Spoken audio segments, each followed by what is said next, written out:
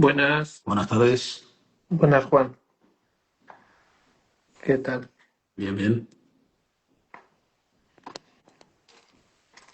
Si quieres, Jorge, presentar un poco todo. Vale, pues bueno, hemos decidido hacer este formato de directo, ¿no? Le hemos titulado de directo al grano, ¿no? Haciendo esta, este símil, ¿no? A los temas que vamos a tratar, que va a ser sobre agronomía y lo que son suelos, sin lo importante. Y para eso, pues durante la semana pasada, pues habéis ido mandando a través de Instagram y también a través de WhatsApp a los diferentes estados una serie de preguntas que hemos ido recogiendo y que esta tarde intentaremos pues generar ese debate y compartir, que es lo interesante, ¿no? Porque al final nadie sabe más que nadie, ¿no? Esa parte, y al final el compartir conocimiento y experiencias es lo que nos enriquece a todos, ¿no? Lo que puede estar funcionando en una explotación en Huesca puede ser cuestionable el por qué no funciona en una explotación de Burgos, ¿no? Y el hecho de compartir y buscar estos encuentros a través de las redes sociales, pues también pues, es enriquecedor. Espero que bueno, esta es la primera sesión que vamos a grabar. Espero que la acompañen. Seguidas sesiones, ¿no? Incluso en diferentes formatos, junto con agricultores o con técnicos. Y pues yo creo que hechas las presentaciones, pues podemos empezar. Nos acompaña mi compañero Juan, que está allí en Valladolid, que es asesor agronómico de AGRAE. eh, y pues vamos a generar este debate que muchas veces esta mañana estamos hablando, ¿no? Que generamos en el despacho o en Día a día. grandes En el día día a a día. día, ¿no? En el viaje en el coche o similar, pues compartir esas conversaciones y también ponerlas a uso y a preguntas de la gente que os estéis conectando o que queréis plantear alguna cosa. Sí, creo que pueden comentar ahí en la casillita que pone comentar. También pueden agregar preguntas para que vayamos leyendo y hablando en vivo, ¿no? Exacto. Pues sí, son semanas, además hoy el día, ¿no? Ha pegado entre lluvia y nevada en media España, ¿no? Sobre todo en la parte norte. Pues yo creo que es un día interesante. Igual las horas no son muy adecuadas, ¿no? Porque a las 4 de la tarde a todos nos entra un poco de somnolencia, pero Ven. sí que es cierto que es un buen día, ¿no? Y a través de redes sociales de poder asistir o poder participar en este evento. Exactamente. Vale, pues si te parece, Juan, pues vamos viendo un poco las preguntas que nos han ido haciendo durante estos ¿Vale? días y las podemos poner un poco en contexto. ¿Vale? ¿Tú tienes ahí las preguntas? Sí. ¿Vale? A ver, en tema de cereal este año, curiosamente, ¿no? Ha sido un año está siendo un año diferente, bueno, cada año es diferente, pero un año muy retrasado en lo que es siembras. Eso estamos viendo, sobre todo aquí la parte norte, ¿no? De Madrid para el norte, la parte norte peninsular, es que esto nos está retrasando mucho a las coberteras y hay cierta eh, eh, situación de que empiezo ya a aplicar coberteras o espero un poco más, ¿no? En esta parte, una de las preguntas que nos venían haciendo durante estos días y bastante frecuente es ¿cuál es el momento adecuado para realizar la primera cobertera, ¿no? Bueno, primero fondo y cobertera, ¿no? También Sí. estos son dos conceptos que tenemos que aclarar. Cuando hablamos de fondo, pues es la aportación que se hace en el momento de la siembra, bien sea antes o bien sea después, aunque lo correcto sería antes. Y luego las coberteras, pues serían principalmente son coberteras con aporte de nitrógeno, aunque también en esas coberteras también es interesante aportar otros elementos que nos hayan quedado en el balance, no aportados completamente en fondo. Y también determinados cultivos, también es interesante fraccionar ese aporte en diferentes momentos, ¿no? Por ejemplo, el tema de la patata, pues es interesante, o temas hortícolas como puede ser una zanahoria o cebolla, pues es interesante fraccionar el potasio tanto en fondo como en el inicio del engrosamiento o el inicio de esa tuberización antes de que cierre el surco, ¿no? En el caso de la patata.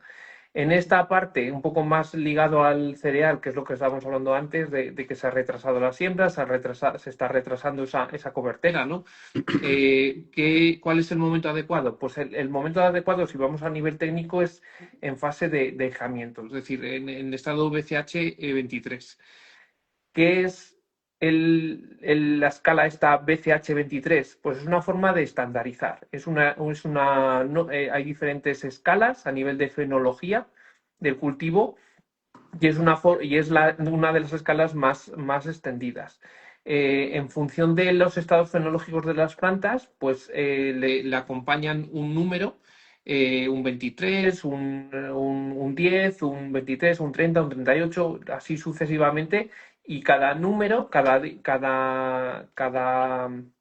decena de cada número indica una etapa fisiológica, y luego cada unidad de cada número, es decir, 23, es decir, está en fase de aislamiento. El 23, pues que tiene tres, bueno, ahora no me lo sé de memoria, pero que tiene tres hojas, 24, que tiene cuatro, es decir, dependiendo al cultivo al que vayamos, va a tener una escala. Por tanto, esos aportes de nitrógeno de cobertera tienen que ser coherentes al estado fenológico, es decir, al estado que tenga ese cultivo de desarrollo. ¿Cómo lo podemos saber? Habitualmente, y sobre todo en cultivos como maíz o eso, siempre se habla de días, ¿no? Este ciclo es de tantos días, esto es de días, pero realmente no es así. Y un ejemplo puede ser este año, puede ser cualquier otro. Pero, por ejemplo, ¿por qué estoy ahora mismo en Burgos, ¿no? Por ejemplo, ¿por qué un agricultor de aquí de Burgos que hace más frío siembra trigo en octubre y cosecha igual que uno que ha sembrado trigo, la misma variedad, en la zona de Segovia en noviembre? ¿Por qué? Porque la acumulación de grados día, es decir, la evolución de la integral térmica, es diferente en cada zona. Por lo tanto, ya no son los días, son los grados día. Es decir, el cultivo se desarrolla a partir de una temperatura, a partir de una temperatura base. A partir de si se alcanza esa media diaria, acumula días y por lo tanto va acumulando días, va acumulando etapas, va creciendo. Si no acumula, es decir, si hace mucho frío, esa planta se ralentiza y no va a crecer. Por lo tanto, en la zona de Burgos, por ejemplo, que hace más frío que en la zona de Segovia, acumula más grados días que en Segovia durante un periodo fijo, es decir, de enero a febrero. Es decir, en Segovia se acumulan más grados días que en Burgos, que no se acumulan tantos grados días. Por tanto, esa integral térmica, esa fenología, tiene que estar asociada a unas decisiones. Es decir, no hay que, volviendo al tema del abonado, no tenemos que ir al tema no, por el 15 de enero tengo que aportar la primera cobertera, si hago dos coberteras. No, realmente hay que atender a el estado fenológico de ese cultivo, y ese estado fenológico de ese cultivo lo podemos predecir o estimar en función de cómo hayan ido las temperaturas medias diarias de las últimas semanas atrás. En, Eso es en, lo clave. Juan. en resumen, un poco podría ser que entonces el mejor momento para aplicar la cobertera es cuando, en el caso cereal, por ejemplo, que esté en ahijado activo, con un suelo húmedo y temperaturas suaves. A ver, lo importante es que que haya llegado a ese estado fenológico, y también importante que en fondo hayamos cubierto al menos las 20 unidades. 20-30 unidades de nitrógeno en fondo. Hace ya 3 años, porque esto siempre se comentaba, ¿no? Que el nitrógeno en fondo es necesario, y a veces choca un poco, ¿no? ¿Cómo que el nitrógeno en fondo, si realmente la semilla, hasta que rompe, pues realmente no demanda nitrógeno? Pues sí, nosotros todos los años hacemos ensayos agronómicos, tanto en parcelas con agricultores como ensayos más estadísticos, y lo que vimos que sí, realmente habría que ajustar esas 20-30 unidades de nitrógeno en fondo. Si no hemos ajustado esas 20-30 unidades en fondo, ¿qué tenemos que hacer? Adelantar la cobertera lo máximo posible, no llegar a ese estado fenológico BCH23 de alejamiento, hacerlo antes. ¿Por qué? Porque en los primeros estadios de donde la planta va a demandar nitrógeno y si el balance de nitrógeno en suelo es nulo, pues con más razón tenemos que adelantar ese aporte de nitrógeno en cobertera. Han hecho una pregunta, cuando me digas te la leo si quieres, Sí, para sí, Juan. responder. Pusieron, ¿es mejor poco abonado de fondo y luego hacer más ajuste o cantidad en cobertera? Esa es una pregunta que acaban de escribir ahí en el vivo. Sí, es una pregunta interesante, porque la cuestión no es la cantidad, sino en base a qué, es decir, en qué fuente en este caso de nitrógeno. Es decir, el fósforo y el potasio entendemos que pues en un cereal, nos centramos en cereal, pues principalmente pues que lo tenga desde el momento de la siembra, pues vale, bien, el fósforo es poco móvil en el suelo, sí que es cierto que ahí tenemos otro factor que es la retrodegradación de ese fósforo en el suelo, lo cual nos puede afectar a la disponibilidad de ese fósforo a lo largo del cultivo, pero sí que es cierto que, insisto, el fósforo es el cuarto o quinto elemento que la planta consume y muchas veces le estamos dando como si fuese el segundo, ¿no? Y el potasio lo mismo, el potasio es un elemento poco móvil en el suelo, ¿no? Pero el tema es el nitrógeno. El nitrógeno en fondo, lo más habitual, lo más habitual no, perdón, el nitrógeno tenemos tres formas de nitrógeno: nítrico, amoniacal Y ureico. y ureico. En esa parte, claro, el nítrico es el chute rápido, es decir, Como el lo que café. El café de la mañana, cuando está uno es cansado y toma el café de la mañana y pum, te activa rápidamente. rápido, ¿no? En esa parte, pues sí, es así. En la parte amoniacal, pues ya en el ejemplo que comentaba Juan, ¿no? Pues el café con picho tortilla, ¿no? Vamos a decir, ¿no? Y la parte ureica es, voy a almorzar bien, me voy a dedicar una hora, me voy a ir a por los huevos, voy a partir los huevos, me voy a hacer mis huevos fritos con chorizo, con morcilla, con lo que sea. En esa parte tenemos que tener tenemos que tener en cuenta la permanencia de esos tipos de nitrógeno en el suelo. Es decir, lo nítrico, eso ya lo tenemos ya todos por cultura, ¿no? Por zonas vulnerables a nitratos. En la parte nítrica se lixivia mucho, y más en suelos que tengan unas texturas arenosas, que tengan baja capacidad también de intercambio catiónico, o que no tienen una relación muy directa con la parte nítrica porque tiene carga negativa, pero sí que es cierto. La parte amoníaca tiende más a retenerse en el suelo, y la parte ureica, el problema que tiene es que se retiene. Habría que matizar alguna cosa, pero sí que es cierto que la parte ureica, sin ningún tipo de tecnología de inhibición o de recubrimiento con sulfatos, lo que hace es tiende a perderse, a volatilizarse a la atmósfera. En fondo, ¿qué se suelen aportar? Pues suele tener los fertilizantes complejos, suelen ser una mezcla, pues a veces de nítrico con amoniacal, con ureico, o amoniacal y ureico con tecnología de inhibición o de nitrificación o similar. Pero ¿qué es importante? Que ese nitrógeno que nosotros aportamos en fondo, que esas 20-30 unidades, como antes comentaba Juan, que se aporten en fondo, sean lo más estables posible.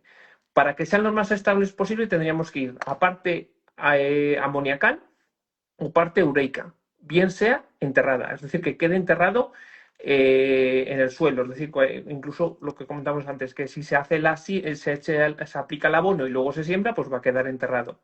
O si se hace la siembra y se abona en línea siembra, pues mejor que mejor, va a quedar localizado, enterrado y fijo. Si esa parte amoniacal viene con inhibidor de nitrificación, es decir, va a ser más estable en el suelo, ¿no?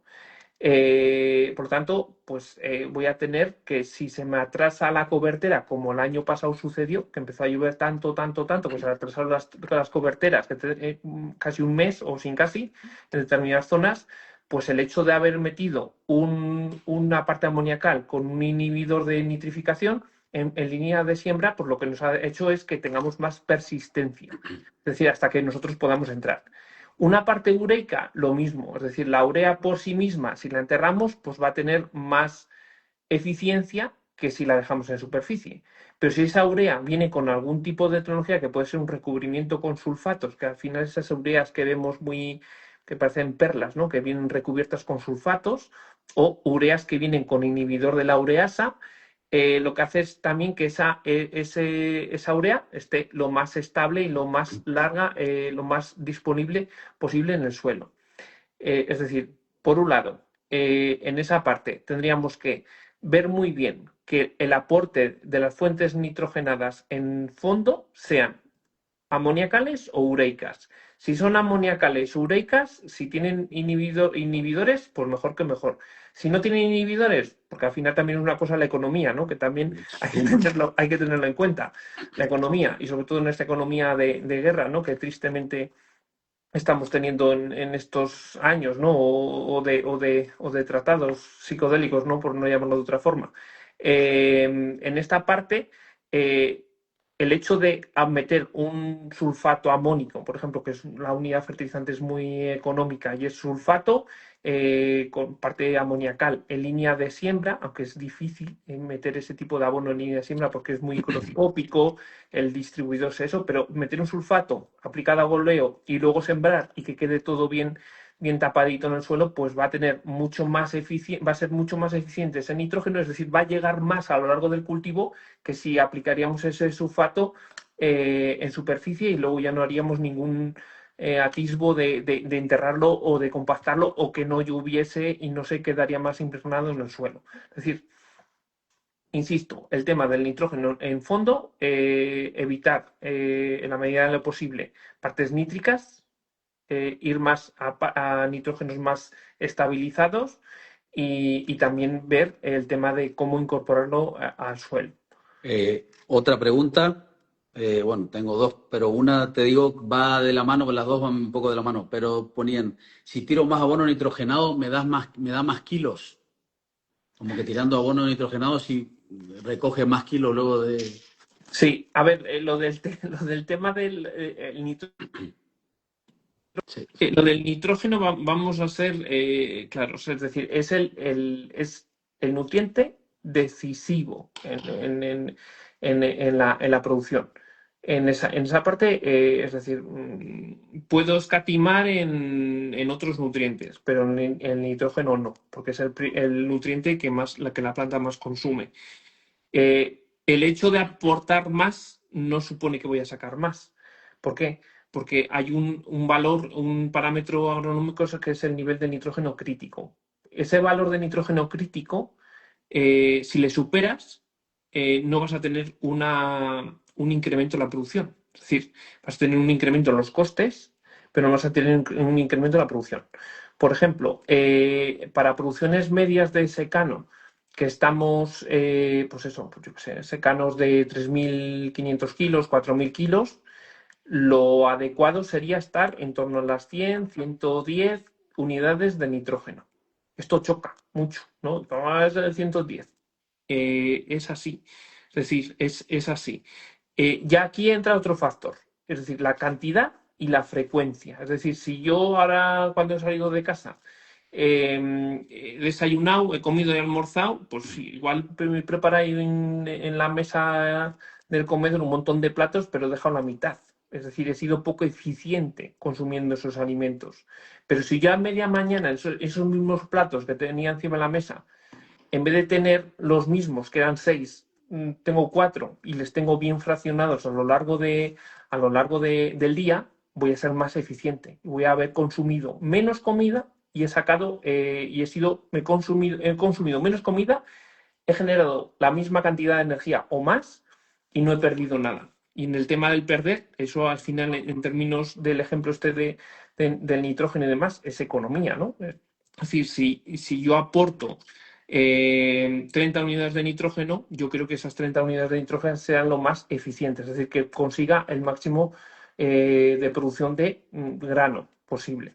Por lo tanto, el tema, yo siempre digo que la cuestión tiene que ir en tándem, es decir, la cantidad y la frecuencia. Y en esa parte, la cantidad y la frecuencia, volvemos otra vez a lo mismo. Si yo el nitrógeno lo puedo fraccionar en 2 coberteras, pues va a ser mejor que fraccionarla en una. a no ser de que no pueda entrar por la situación de que son suelos complejos, de que a poco que llueve no hay quien Dios entre en esas parcelas y demás, y tenga que ir a solo una aplicación, ¿vale? Si tengo que ir solo a una aplicación, pues ya tengo que poner el foco en volvemos a lo mismo, tengo que poner el foco en los tipos de nitrógeno que tengo que aportar en esa única aplicación. ¿Y en qué fecha y cuánto duran en ir soltando? Exacto, exacto. Pero ahí en esa parte lo que tengo que ver es, ahí en esa parte, evitar al máximo, es decir, si tengo que evitar al máximo, depende en qué estado lo esté. Porque, por ejemplo, si he sembrado y a la vuelta de X semanas voy a fertilizar de una sola mano, claro, ahí en ese aporte de fertilizante voy a tener que tener en cuenta que al menos tenga algo de parte nítrica, que es lo que rápido se va a comer. Pero lo que tengo que tener en cuenta es que si lo hago ahora en estas semanas ya solo una aportación, tengo que tenerlo disponible hasta finales de abril, por ejemplo, ¿no? Que es cuando echa hoja bandera, entra en periodo reproductivo la planta y es cuando ya tiene que haber tenido todo el consumo en tallo y en hoja. Por tanto, ¿qué tengo que hacer? De que a día de hoy, 19 de enero, hasta el 30 de abril, tenga la tecnología y las formas de nitrógeno disponibles de mi mano para que ese nitrógeno llegue hasta el 30 de abril. ¿Qué formas tengo? Pues volviendo a lo básico, formas ureicas con inhibición o con tecnología que mejore esa eficiencia o amoniacales. Pero también en esa parte con tecnología también que mejore esa persistencia hasta finales de eso. Porque, por ejemplo, hay fórmulas, no hace ya, bueno, decimos hace años, pero ya está como muy establecido, ¿no? El nitrosulfato. Hace la década primera de los 2000, los nitrosulfatos no existían, o al menos si existían no se conocían, ¿no? El nitrosulfato, ¿qué diferencia tiene entre un NaC, un nitrato amónico cálcico? El sulfato. El sulfato el sulfato es un inhibidor de la nitrificación natural. Es decir, de inhibidores de la nitrificación tenemos los famosos de las bolitas verdes, que todas las casas comerciales tienen un inhibidor de nitrificación, que lo llamarán Pepito, Juanito, o como lo llamen. Y luego tenemos que esos son moléculas orgánicas que lo que hacen es matar a los microorganismos encargados, a las bacterias encargadas de ese proceso de nitrificación, de pérdida, de transformación del amoniacal al nitrato. Es decir, matan esos bichitos y por lo tanto al no haber esos bichitos, pues el proceso de amoniacal a nitrato va a ir más lento. Jorge, perdón que te interrumpa. Aquí un chico pregunta, Rafael, ¿veis interesante la tecnología de abono con liberación a demanda? Yo creo que Rafael se refiere a eso, a los inhibidores de nitrificación o los inhibidores de ureasa. Sí, son teclas que podemos tocar y que debemos tocar. Ya es otra cosa, puede ser la economía, ¿no? de esas unidades fertilizantes, pero son teclas que tenemos que tocar y tenemos que conocer. Un inhibidor de la nitrificación es muy interesante. Un inhibidor de la ureasa, lo mismo, lo único, un inhibidor de la ureasa, yo no me iría, por ejemplo, un cereal de aquí típico de Castilla y León, yo no me iría a aplicarlo más tarde de finales de enero, primera quincena de febrero. ¿Por qué? Porque esa ureasa, daros cuenta, esa urea se tiene que transformar a amonio y de ese amonio ya la planta puede empezar a consumir, pero también se tiene que transformar a nitrato. Cuando se empiece a transformar todo lo que hemos aportado en fuente de urea, tiene que ir en consonancia con el consumo de la planta que tiene de nitrógeno. Porque si la planta quiere comer y la urea todavía está ahí enterándose que se tiene que transformar, pues va a llegar el momento y no va a ser capaz de asimilar todo el nitrógeno que necesita la planta. ¿Por qué? Porque cuando echa hoja bandera, ya tenemos pocos días, pero pocos días para mejorar esa asimilación de nitrógeno. ¿Por qué? Porque durante ese periodo vegetativo antes de la fase reproductiva, una vez que echa hoja bandera, sale la espiga y todo lo demás, todos los fotoasimilados, todo el consumo de nutrientes, caído de nitrógeno, fósforo, calcio, potasio, magnesio, todos esos nutrientes que ha consumido han ido a producción de fotoasimilados que se han fijado en el tallo y en la hoja. Una vez que echa hoja bandera, ya empieza a cerrar las puertas, ¿no? Vamos a decir, empieza a cerrar las puertas de la raíz. Y ya dice, no, yo ya no voy a consumir más por la raíz. Por lo tanto, y ahora dice, ahora ya lo que yo he fijado en el tallo y en la hoja lo voy a empezar a traslocar, lo voy a empezar a mover a la formación de la espiga. Por lo tanto, si yo he procurado durante todo el periodo que no le haya faltado nitrógeno, ni sobre todo nitrógeno, más todos los nutrientes adecuados, vía radicular, yo me he asegurado que la acumulación de fotoasimilados en el tallo y en la hoja sea lo máximo. Por lo tanto, yo ya estoy jugando con máximos, es decir, yo ya tengo lo máximo en el tallo y la hoja. Ahora vamos a ver qué condiciones, porque aquí hay otras condiciones climáticas que se nos escapan, lógicamente, para que esos fotoasimilados tengan el máximo tiempo de viaje a la espiga. Y cuanto más tiempo de viaje a la espiga tengan, más tamaño de espiga vamos a tener, más peso específico, más grano. ¿Cuál es ese tiempo de llenado de la espiga? ¿Cuál es cómo maximizar eso? Pues lógicamente que no haya ningún choque térmico, ni que no haya ningún estrés en la planta por un ataque fúngico y demás, que lo que haga es que la planta de repente cierre y diga, no, es que ya se paró. La espiga se queda como está y el tallo y las hojas se quedan con lo que tenían. Hay un análisis que se suele hacer, lo solemos hacer a veces en maíz, porque el maíz es un cultivo que se sobrefertiliza mucho, que es analizar los 20 centímetros del tallo de la planta. ¿Por qué? Porque en esos 20 centímetros lo que nos da es analizar nitrógeno total y luego se compara con unas tablas. Si la planta ha tenido sobrefertilización, va a suponer que cuando se ha cosechado, ha ido todo el fotoasimilado al grano, se ha cosechado y demás, pues aún así se han quedado suficientes reservas en el tallo. Es decir, se ha movido mucho fotoasimilado a la mazorca, a la fase reproductiva, pero al tallo aún así han quedado. ¿Eso qué supone? Que ha habido una sobrefertilización. Y en el maíz es un cultivo que se ve muy claramente.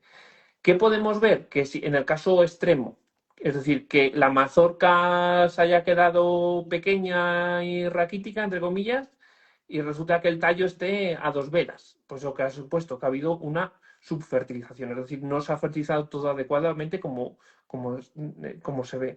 Es decir, es una determinación que a veces nosotros hacemos también a nivel de entrenamiento de los datos, de los modelos que manejamos y un poco también de seguimiento de determinadas parcelas, y es muy visual, porque realmente es el resumen de lo que pasa en la planta, ¿no? De la traslocación de los fotoasimilados que se han generado con esa fertilización, ¿no? Jorge, hablando un poco antes que se me olvide, porque vamos hilando por muchos sitios, me gustaría hablar un poco del abonado en línea de siembra, que lo dijiste, y hablando un poco de la eficiencia, que a veces con los agricultores, cuando me toca hablar con ellos, hay como dos polos opuestos, por así decirte, que por ahí entra en la discusión de que unos están a favor, otro en contra, y recién cuando estuviste hablando dijiste una gran verdad, que por ahí yo la utilizo para la explicación.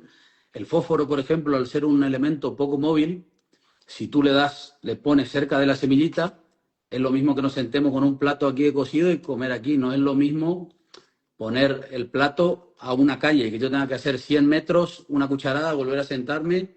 Eso sí podrías ahondar un poco más profundo para explicar, porque es algo que yo lo noto muchísimo, como la gente a veces sí, a veces no, a veces está un poco reacia a entender que esto es así. A ver, sí, a ver, yo entiendo que también, lógicamente, una cosa es, podemos conocer cuál es lo más adecuado para mejorar la eficiencia, el cultivo y todo lo demás, pero lógicamente todo eso luego tiene que pasar por caja, ¿no? Es decir, Sí, si tenemos lastimosamente que sí. cambiar maquinaria y todo demás, pues son inversiones que suman, ¿no? lo que es la maquinaria y tener también la tecnología, ¿no? En esa parte, ¿no? En esta parte de línea de siembra, yo siempre pongo el ejemplo de aquí de casa. Yo me acuerdo todos aquí en la familia siempre teníamos explotación de secano y en los años 90 lo habitual eran sembradoras mixtas, es decir, de tolva de grano, tolva de fertilizante. ¿Por qué se dejaron de usar? Principalmente porque eran un incordio el trabajar en los años 90, sacos principalmente, todavía no se veía lo de los fines y demás, pero realmente agronómicamente era muy interesante. ¿Por qué? Por este tema del fósforo, principalmente. El fósforo es la materia que más encarece el fertilizante. Es la que condiciona el precio del fertilizante. Si habréis visto, en septiembre hemos estado a precios de DAP, fosfato diamónico, a 820, 800 y pico euros la tonelada. Sí. Respecto al 2019 que estaba a 400. Es decir, en apenas 6, 7 años se ha incrementado el precio, la unidad de fósforo por 2, el coste. Por lo tanto, en ese sentido que tenemos que reflexionar, ¿qué formas tenemos de reducir, no reducir, ser más eficientes? Porque la palabra reducción a veces no gusta, ¿no? Pero ser más eficientes en el tema del fósforo, localizarlo. Es decir, si es un elemento poco móvil en el suelo, vamos a localizarlo.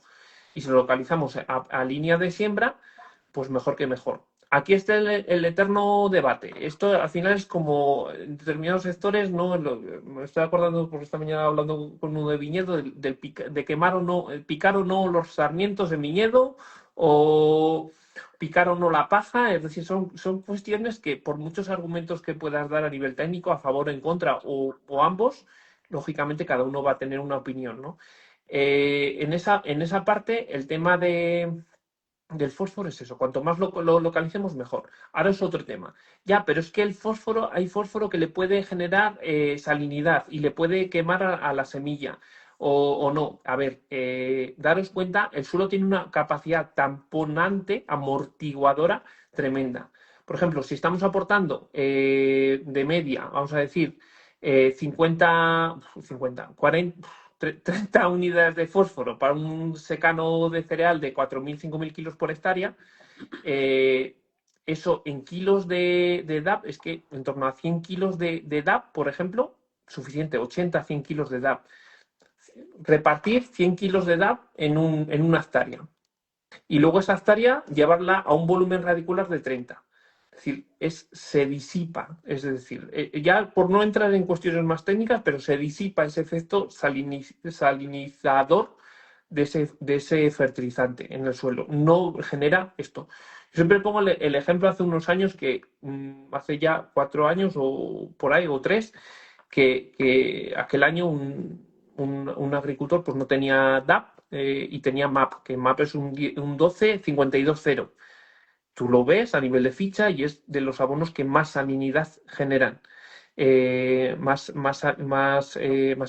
más conductividad eléctrica tienen, por tanto más salinidad pueden generar y deteriorar a la semilla.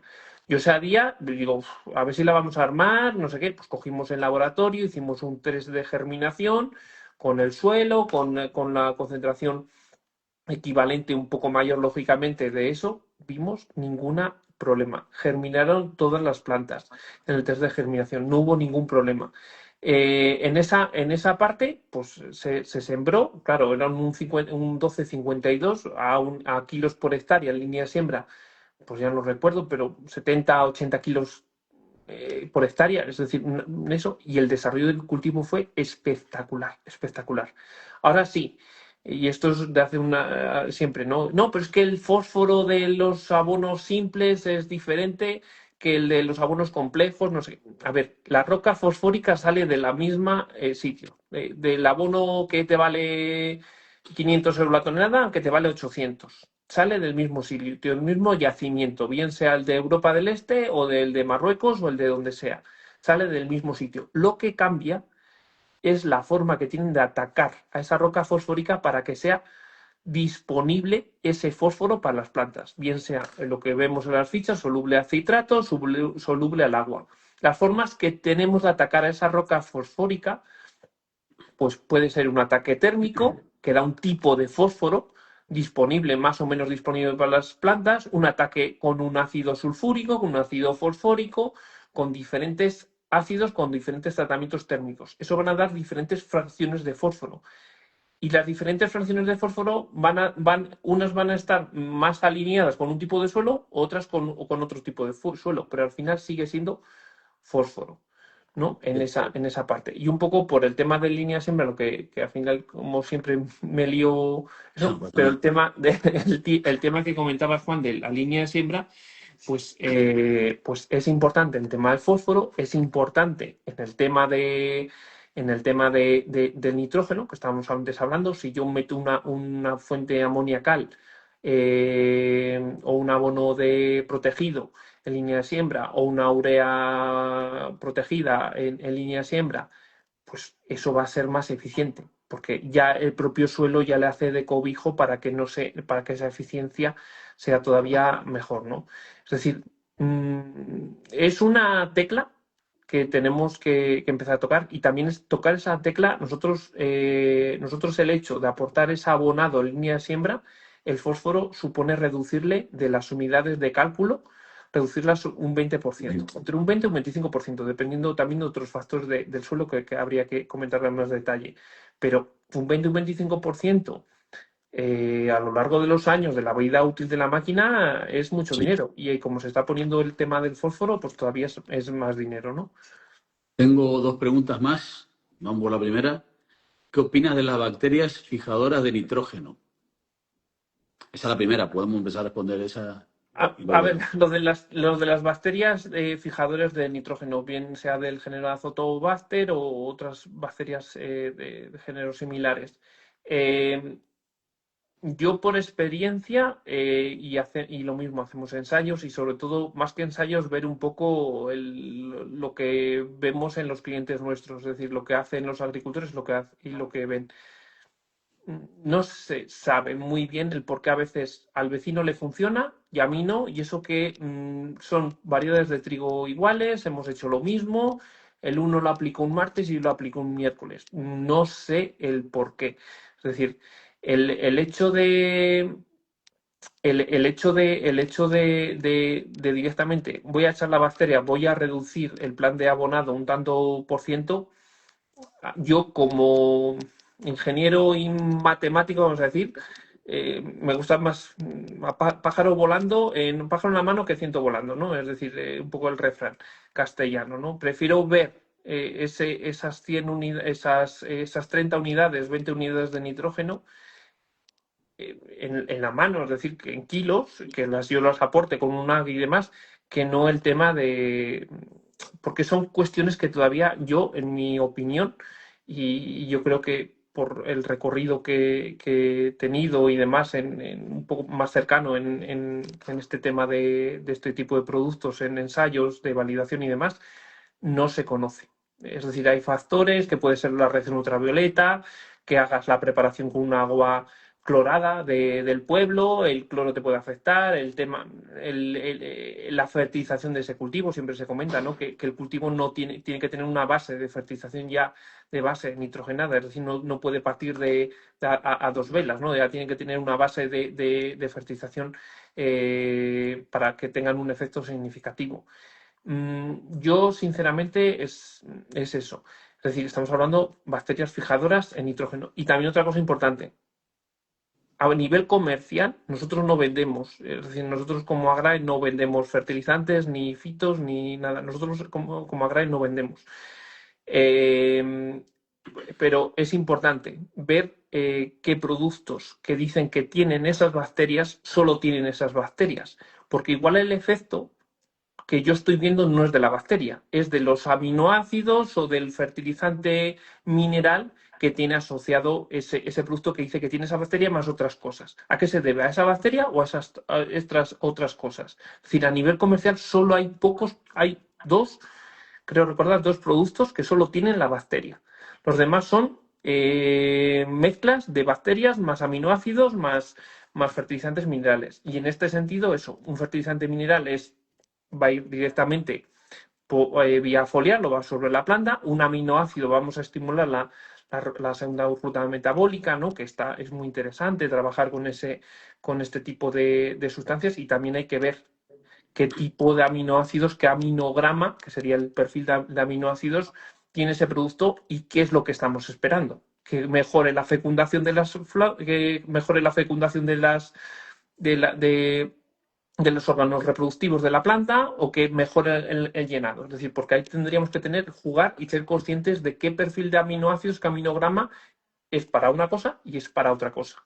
Por tanto, aquí en este sentido a mí me da un poco eh, miedo, ¿eh? Y en esa parte nosotros siempre a los agricultores, oye, pásanos la ficha técnica de lo que quieres aplicar con el fungicida, ¿no? Que muchas veces, no, pues aplica esto con fungicida, pues bienvenido es, ¿no?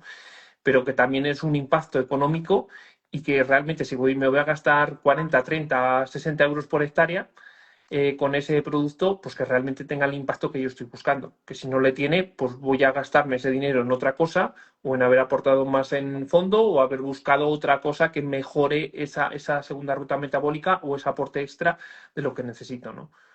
Y ahora y la siguiente pregunta es, ¿qué ahorro de nitrógeno estimas aplicando con dosis variable?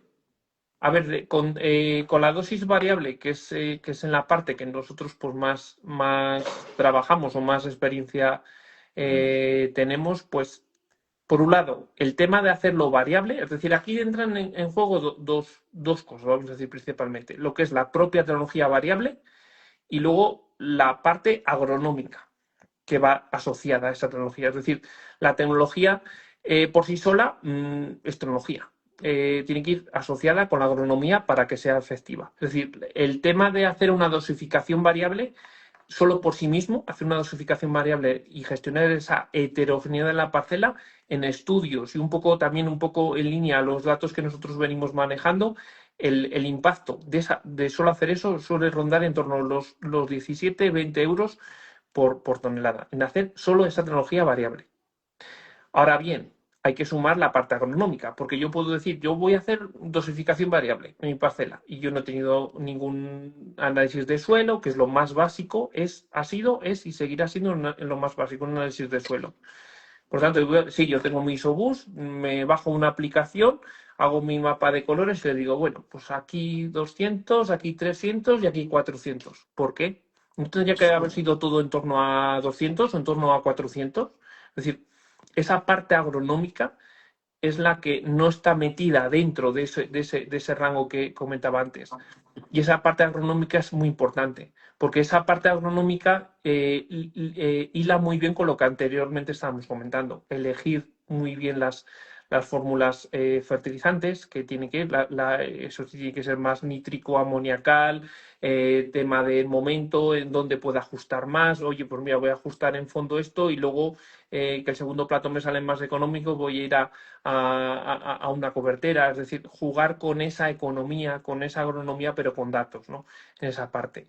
Pero ahí sería ese un poco el impacto. Hace unas semanas me comentaban que en Francia ese dato también le tenían de la cooperativa esta Arvalis, y también de estudios que tenían pues, lo que es dosificación variable, sin ningún tipo de, lo que es solo la tecnología, estaba en ese rango de esos 15-20 euros la hectárea, ¿no?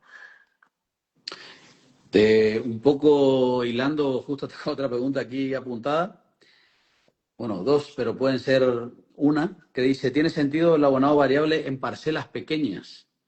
Esto es algo que yo la semana pasada tuve una charla con un agricultor que me decía que lo que nosotros hacemos es más viable en parcelas de 50 hectáreas, de 60, de 70, porque en parcelas de 10 hectáreas, de 5 hectáreas, eran todas homogéneas.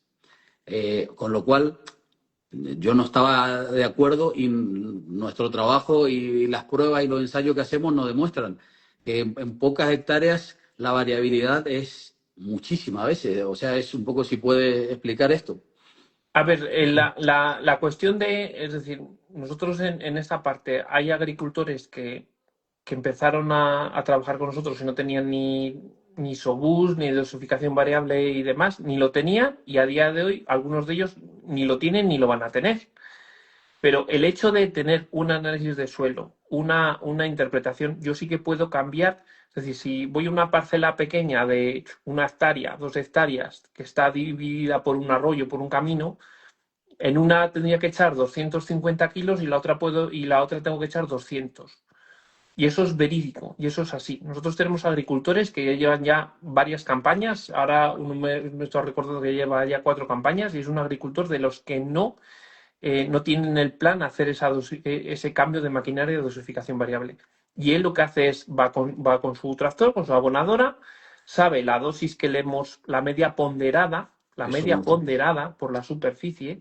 Es decir, yo siempre pongo el ejemplo de, sale las noticias, ¿no? El sueldo medio español son 28.000 euros. Ya, pero de 28.000 euros, una cosa es el medio o la mediana. El sueldo de la mediana son 24. Ah, bueno, eso ya es diferente, ¿no? Pues aquí sería lo mismo. Es decir, esa media ponderada, yo sí que puedo cambiar, bien sea la abonadora de hace 10 años, de 15, que no tenga isobús, sí que puedo cambiar fácilmente, entre comillas, la dosis entre parcela y parcela. Y va a ser un impacto en el ahorro ya significativo y por lo menos vas a saber primero que lo que estás fertilizando es lo adecuado y lo que el suelo necesita, y de lo que tiene carencia yo le estoy aportando y no le estoy sobrefertilizando en otras cosas. Y segundo, yo estoy gestionando cada parcela diferente. Ahora bien, que yo tenga parcelas dentro de mi explotación de menos de 3 hectáreas, que la mediana de Castilla-León de parcelas, de la mediana de las parcelas que nosotros ahora mismo, ya cerca de 30.000 hectáreas que llevamos trabajando esta campaña, la mediana de esas parcelas son en torno a 3, cerca de 4 hectáreas, pero estamos en 3 hectáreas. La mediana. Esas parcelas están haciendo dosificación variable y parcelas de una hectárea también.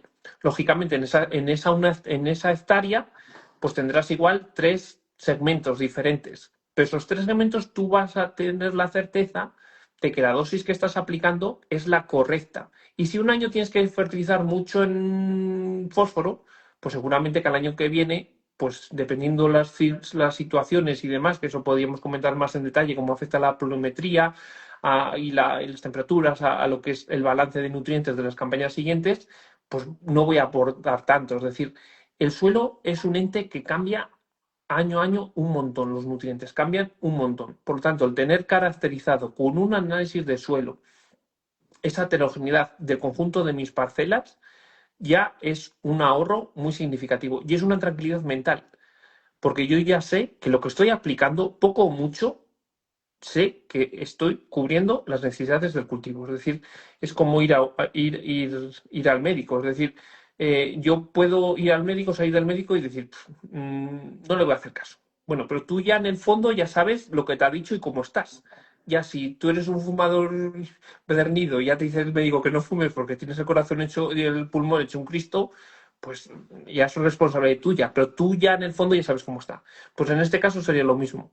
Yo siempre cuento lo mismo cuando me toca explicar esa parte, que mi padre es médico y por más que él conozca el cuerpo humano a la perfección, si tú entras con un dolor de hombro y le dices a mi padre, entra a la consulta, le dice, me duele el hombro, lo primero que te manda a hacer, por más que mi padre conozca el cuerpo humano como cada agricultor conoce su parcela, que eso es indiscutible, te dice, hazte una analítica para saber si tiene el ácido úrico, si tiene algún problema que se pueda bajar y solucionar que te esté trayendo. Lo mismo sucede con las parcelas. Al final de cuentas, la tierra se comporta también como si fuera un cuerpo humano. O sea, es algo que suena tal vez loco, pero es así. Por eso la importancia de realizar una analítica, y si hilamos más fino, hacer el mapeo que nosotros realizamos, ya estamos haciendo las muestras en base a los segmentos, a la heterogeneidad que tú estás diciendo bien de la parcela. Luego tiene otra pregunta que se puede responder, bueno, primero esta, ¿por qué tengo parcelas muy cerca y necesitan un abonado tan diferente? Dice, que es un poco lo que tú dijiste recién ahora. Hay zonas y hay parcelas que son muy heterogéneas y sobre todo se ve muy bien, sobre todo en esta situación, en estos años que estamos viviendo, que cada vez hay menos agricultores. De repente una explotación que llevaba 200 hectáreas al año siguiente lleva 300 porque ha cogido 2 rentas que quedaban en su pueblo, o 3 o las que sean, y al final se encuentra lo de las penurias que ha pasado durante los últimos 5 años. Esas penurias las vas a ver en un análisis de suelo. Si coge Menganito las parcelas de fulanito y fulanito era de puño cerrado en el abono, entre otras cosas, pues vas a ver que esas parcelas pues están carentes de todo, de potasio, de fósforo, de magnesio, de todo. Por tanto, ahí es donde entra la variabilidad. Entra entre parcelas. Y ya intraparcelaria, dentro de la parcela, pues ahí entraría ya lo que es la tecnología Isobus. Pero en sí, pero es importante. Y cambia. Y parcelas que aparentemente dices, va, esto no es muy variable. Nosotros, por ejemplo, lo primero que empezamos a trabajar es la textura del suelo. Se mapea el suelo, se saca el mapa de texturas hasta 1 metro de profundidad y en función de esa textura ya es la base para hacer esa dosificación variable. ¿Por qué? Porque una arcilla tiene más capacidad de retención de nutrientes que una arena. Una arena. Y ese mapa también nos está indicando que si tenemos problemas de salinidad, bien sea de carbonatos, de sodio o de yeso. En función de esa salinidad ya me está condicionando que, por ejemplo, si tengo una salinidad de carbonatos, pues ahí tengo que meter abonos con sulfatos. O si tengo unos suelos con muy baja capacidad de intercambio catiónico, que son suelos arenosos por lo general, pues ahí tengo que evitar al máximo el tema de sulfatos. Es decir, ya solo con un mapa de texturas, que es una información que va a quedar, que queda fija, porque la textura no va a quedar, no cambia, es decir, va a quedar para los nietos, bisnietos, tataranietos, ya eso nos está dando una información valiosísima en el plan de abonado. Y una parcela que aunque aparentemente veas, la parcela es igual, no es igual. Habrá una variabilidad pequeña, pero la hay. Y en función de esa variabilidad pequeña es donde se realiza el muestreo de suelo. Y ese muestreo de suelo luego lo que nos va a dar esa, esa visión de cómo están los nutrientes diferentes, ¿no? Y cómo va a afectar a ese plan de abonado, ¿no? En esa parte. También la capacidad de intercambio catiónico, que es lo que está hablando, también tiene que ver con las aportaciones, ¿no? Si tiene un suelo, una parte más arenosa, es como siempre decimos lo de la neverita. Una nevera pequeña implica que tienes que ir a hacer la compra, que sería la más, más cercanas, por así decirte. Y un suelo más arcilloso, que sería una nevera más grande. Las aportaciones, como tiene capacidad de retención, como lo dijiste recién, puede hacer aportaciones más esporádicas, por así decirte, ¿no? Uh-huh. Exacto, es la capacidad de intercambio catiónico, que es muchas veces así se ven en el boletín del análisis, no se presta atención, realmente es nuestra despensa del suelo. Y en función de eso nos va a condicionar. En una casa que nos condiciona la despensa, ¿no? Si tengo una despensa grande y viene una nevada de 3 días, ya podía venir como antiguamente, ¿no? Pues no tengo ningún problema. Pues si tengo una nevera pequeña, ya me lo voy a ver mal, ¿no? Desde el primer día, ¿no? Y en esa parte es lo que eso. Y luego dentro de esa despensa ver cómo están esos nutrientes de equilibrados, ¿no? Porque el ejemplo que siempre ponemos, ¿no? Si yo puedo tener mucho potasio, el potasio es el gran nutriente que todo el mundo dice que tiene mucho y puede ser cierto, puede ser, y pongo con comillas, puede ser, pero hay que ver cómo está ese potasio respecto a los demás nutrientes. Si está equilibrado, si está bloqueado, si está disponible, es decir, en esa parte. Es decir, yo puedo tener mucho verdura detrás del frigorífico, pero si no lo veo, lo primero que acabo viendo es, conforme abro el frigorífico, es el embutido que acabaré comiendo. Embutido, ¿no? Y el colesterol por las nubes, ¿no? Pero ahí en esa parte es importante la capacidad de intercambio catiónico, como ver cómo están repartidos esos cationes dentro del complejo y qué acciones tengo que tomar. Porque esas acciones pueden ser acciones más tipo enmienda, pero ya en sí mismos son acciones de ver, oye, pues aquí ni se me ocurra meter abonos con sulfatos, o aquí voy a buscar un abono que tenga calcio, o voy a ver, es decir, esas pequeñas cosas muchas veces, no, es que este abono me cuesta 500 euros y este 550, es que tiene magnesio. ¿Realmente es interesante para ti el magnesio? O ese es 50 euros o 20 o 10 euros de más la tonelada que estás pagando, ¿realmente por ese magnesio te interesa a ti en tu suelo? Ah, pues sí que me interesa. Ah, vale, pues entonces vamos a hablar de ello. O no me interesa porque ya tengo mucho magnesio. Es decir, con datos se pueden tomar, lógicamente, mejores decisiones. Había unas preguntas, creo que, bueno, tengo otra aquí apuntado. Si no tengo abonadora variable, ¿puedo ahorrar? Bueno, eso ya respondiste un poco, pero si quieres... Sí, hay en esa parte, a ver, de todas formas, luego, así por privado en el chat o podemos comentarlo. Pero yo ahí siempre soy sincero, es decir, lógicamente, nosotros el trabajo que hacemos desde Agrae, el servicio que prestamos desde Agrae, yo no quiero que sea un mapa de colores, que al final, hace igual 10 años o menos, 8 años eran mapas, trabajamos con mapas, ahora mismo trabajamos con tablas, hemos vuelto otra vez a analógico, ¿no? Más que a digital, ¿no? ¿Por qué? Porque este servicio, para hacer un mapa de colores, que lo hace mi hijo de 3 años, un mapa de colores y súper chulo, con lógica alguna o ninguna, pero no te va a cobrar nada y te va a regalar una sonrisa. Pero en esa parte, que esos mapas, esa información tenga un impacto. Lógicamente, para que tenga un impacto, tiene que ser, lógicamente, en el bolsillo. Es decir, si nosotros cobramos, tenemos diferentes planes, cobramos 30 euros por hectárea con todo ya incluido, y a ti el impacto que tiene en tu bolsillo pues no cubre esos 30 euros por hectárea, pues lógicamente somos amigos, nos volveremos a coincidir en cualquier charla, en cualquier otro evento y tal cual. ¿Por qué? Porque no te estoy dando valor en tu explotación. Por lo tanto, a esa respuesta, a esa pregunta de si no tengo abonadura variable, ¿puedo ahorrar? Es ¿cuánto abonas? Te respondo a lo gallego, ¿no? Te respondo con otra pregunta, ¿eh? ¿Cuánto abonas? Vamos a ver cuántas unidades estás aportando, en qué cultivo, qué producción estás obteniendo, qué zona. Es decir, como un pequeño diagnóstico. Lógicamente no cobramos por ese diagnóstico porque al final es una conversación vía telefónica. Ver un poco lo eso y en función de eso, pues mira, pues es que estás sobrefertilizando en esto. O ¿por qué no cambias esto y haces esto? ¿O por qué no cambias de esta fórmula y vete a otra que te está penalizando esta fórmula, ¿no? Es decir, en esa parte somos sinceros. Es decir, nosotros no. Es un trabajo que ya llevan trabajando en este servicio ya 8 campañas. Hay clientes, hay cooperativas, agricultores que llevan ya 8 campañas trabajando de esta forma. Y llevan 8 porque el primer año empezaron con poco y lo vieron. Y el siguiente año ampliaron y lo siguieron viendo.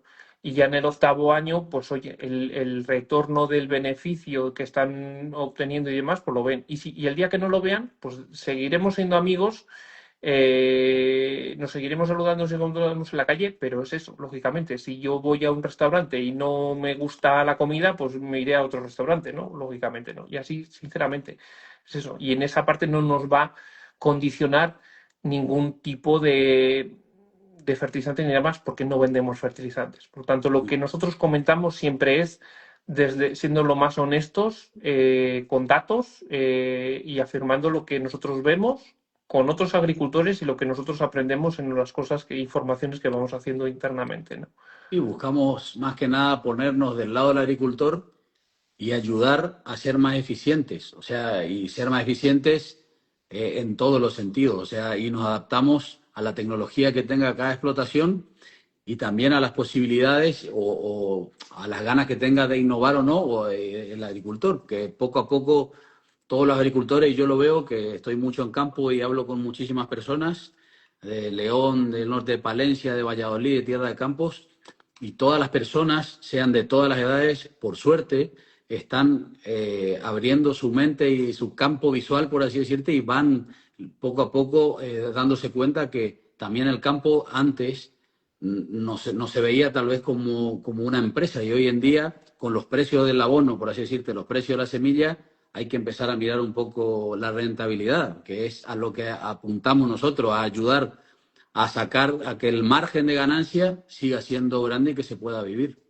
Claro, ahí en esa parte es así ya, por ejemplo, cuando te llama un agricultor en julio que está cosechando los guisantes y te dice, oye, ¿qué hago? ¿Pico la paja del guisante o no? Y dices, joder, pues me estás llamando hasta por esto, ¿no? Y dices, porque realmente, oye, esa decisión que igual a él no le supone, entre que el picar la paja o no picarla, pues el gasto del gasto que va a tener extra la cosechadora o lo que le cobren a mayores por picar esa paja, pero qué impacto tiene, ¿no? En esa parte, pues igual si nosotros venderíamos fertilizantes, pues diríamos, no la picas, pácala porque así te voy a vender más fertilizante. No, te estoy diciendo, pues pícala o incorpórala o busca. Es decir, en ese acompañamiento, vamos a decir que al final, desde Agrae, en los años que llevamos, que ya son 11 años que llevamos de actividad, empezamos con el suelo, seguimos con la fertilización, seguimos con el suelo, pero al final estamos acompañando un poco a lo que son las explotaciones en el camino de la famosa digitalización, ¿no? Que parece que se llevan a todo,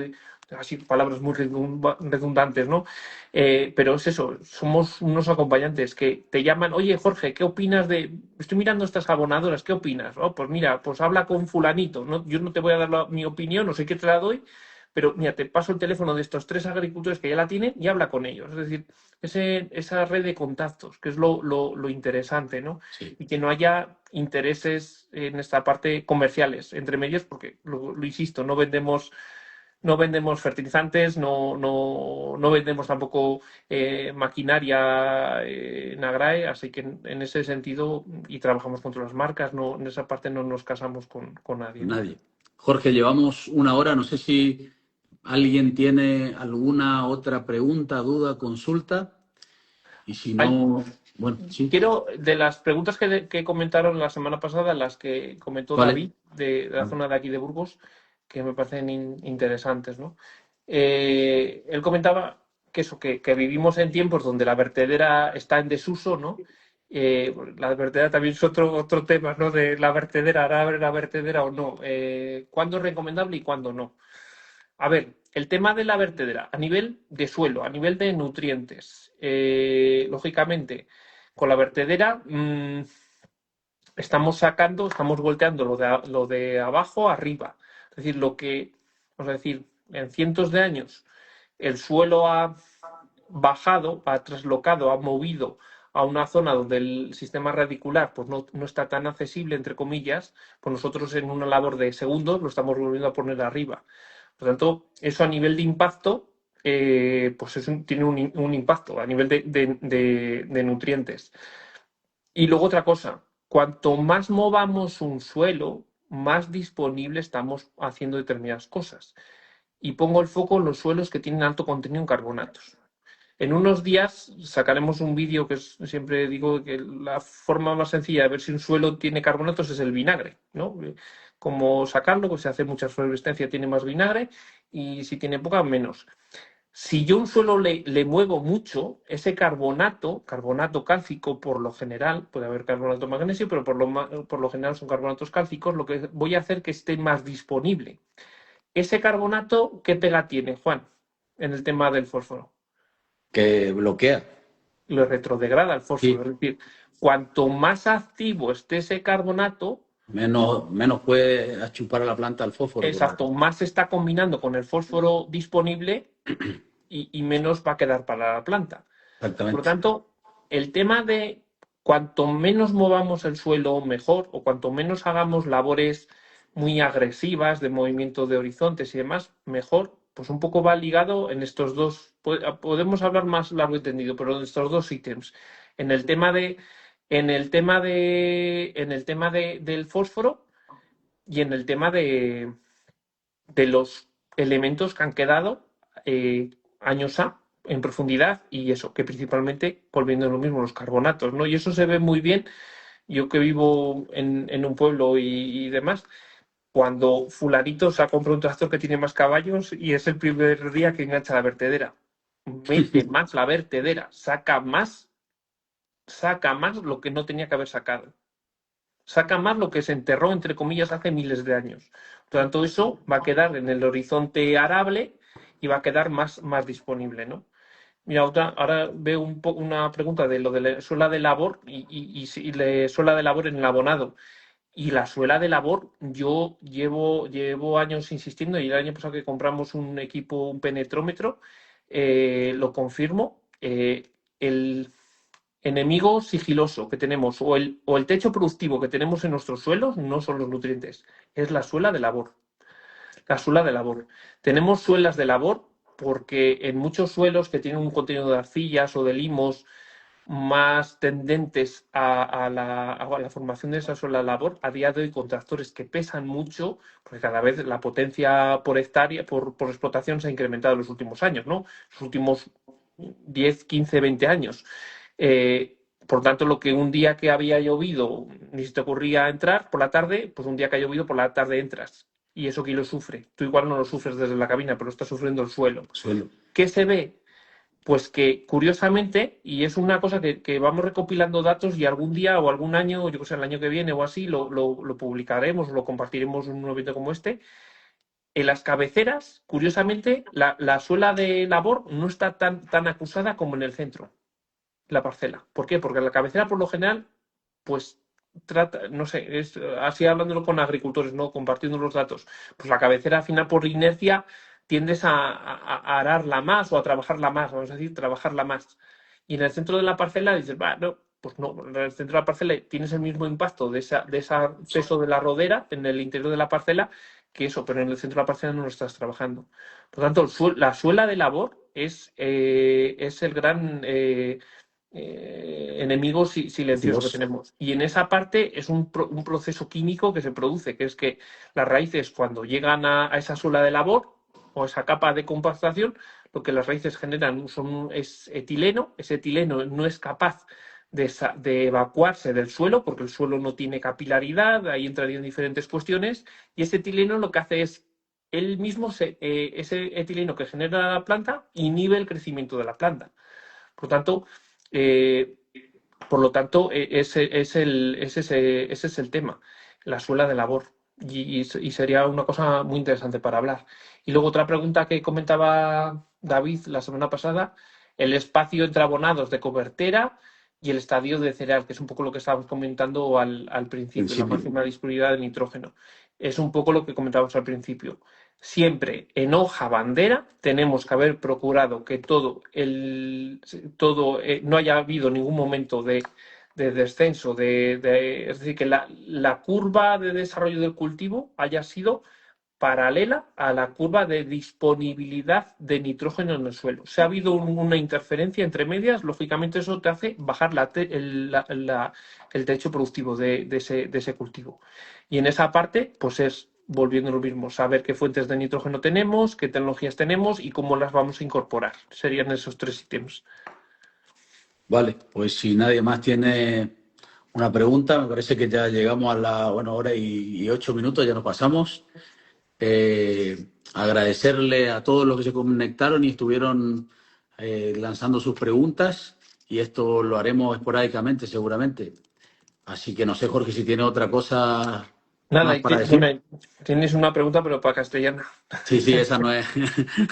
Esa pregunta ya va 2 veces, esa que se comunique al privado, que hablan los recursos humanos. Eso.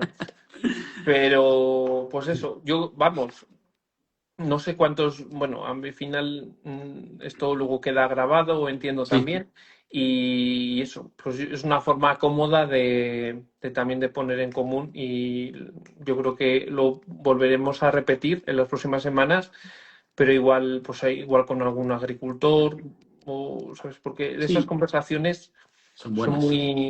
muy interesantes, y sobre todo que al final es eso, nosotros no sabemos más que nadie, es el hecho de compartir, y el compartir se aprende, y se aprende muchísimo.